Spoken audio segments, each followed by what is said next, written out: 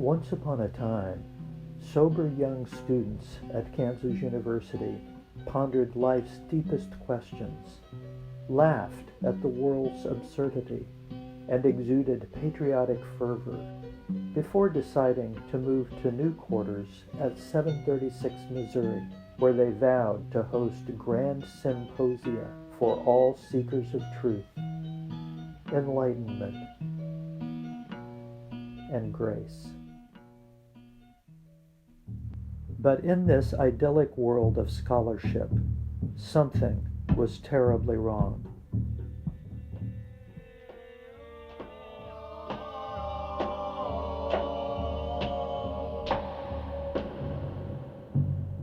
And lo, during a vision quest on the almighty Arkansas River, the great socialist spirit revealed to Fred that KU students must be mobilized for the great strike against the war. Moratorium Day arrived on October 15, 1969.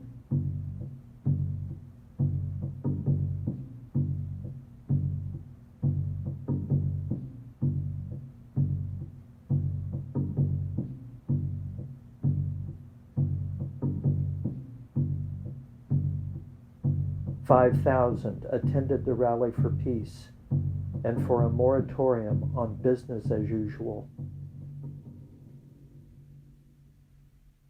Over the winter, Rick and Jeff serenaded campus with improvisations on peace and love.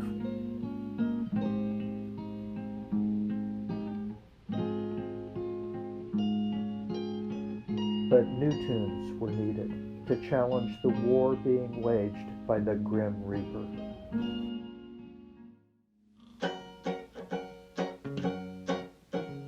Look here, people, listen to me. Don't try to find a home in Washington, D.C. It's a bourgeois town. It's a bourgeois town. I got the bourgeois blues, gonna spread the news all around. Home of the brave, land of the free. I don't think it's treated on the old bourgeoisie. It's a bourgeois town. It's a bourgeois town. On April 20th, some total asshole torches the KU Student Union. The governor orders a dusk to dawn curfew and sends in the National Guard.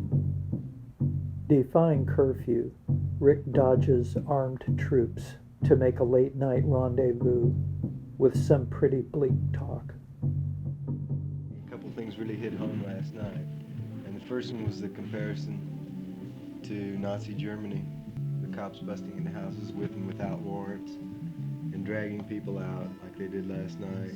It just suddenly dawned on me that because of the people I knew and were associated with, that there was a good chance that me and many of my friends wouldn't live past 30.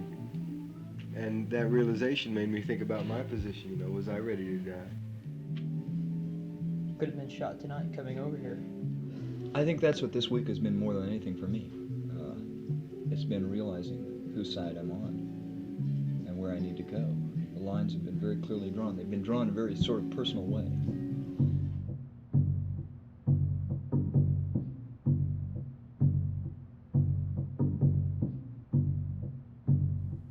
We see mindless attacks on all the great institutions which have been created by free civilizations in the last 500 years.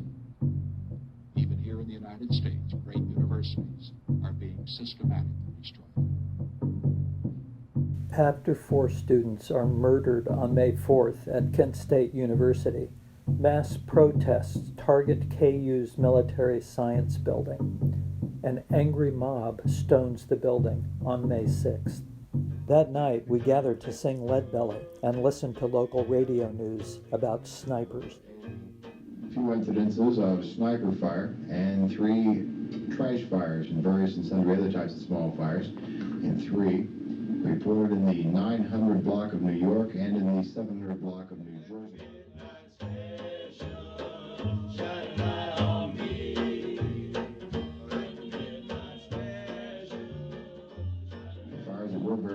local KLWN news this evening include a fire at the B&R Electric Company and also at the Pure Zone Company.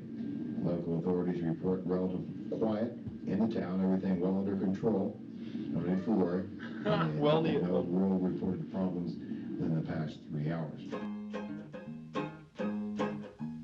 Walking down the road and I picked up a little board and it made me a scene. And everybody I meet wants to know how many could sit on that seat. Well, some said one, I said, more yet. Some said two, I said, more yet. Some said three, I said, more yet. Some said four, I said, more yet.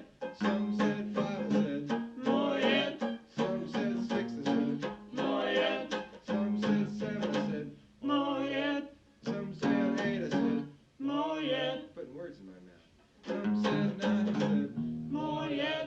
Some said 10, I said, more yet.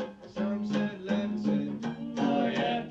Some said 12, I said, more yet. Hell yeah, it was the end of my friend. And the only man who could sit on the board, well, his name was Moyet. Yes, his name was Moyet. His name was Moyet.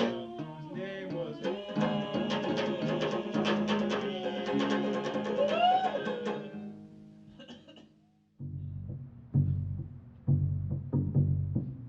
At the stadium, Chancellor Chalmers was essentially agreeing to shut down KU when members of the Black Student Union came out onto the field with additional demands.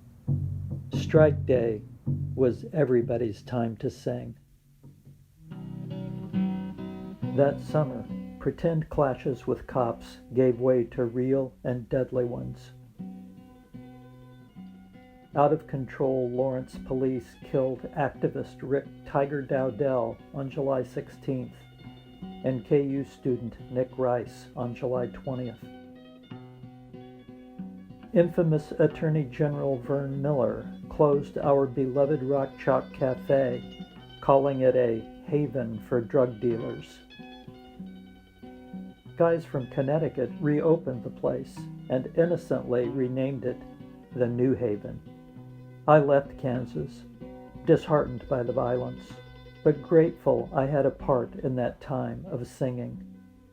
Rick started a children's theater in Lawrence, creating brave characters who sing and have grand adventures.